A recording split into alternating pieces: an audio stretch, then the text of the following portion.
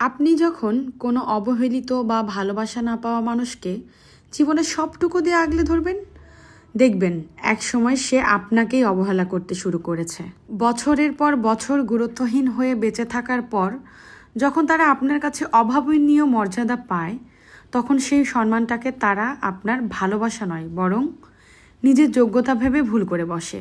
আপনি নিজের মূল্যবোধ নামিয়ে যাকে সিংহাসনে বসালেন, সেই মানুষটাই তখন আপনার সরলতাকে দুর্বলতা মনে করে, আপনার উপর খবরদারি চালাতে চায়।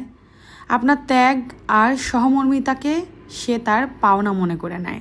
ফলে প্রতিদানে ভালোবাসা বা কৃতজ্ঞতা প্রকাশের প্রয়োজন বোধ করে না। আসলে অন্যের স্বার্থ, উদারতা বোঝার জন্য যে উন্নত মানসিকতার প্রয়োজন, তা সবার থাকে না।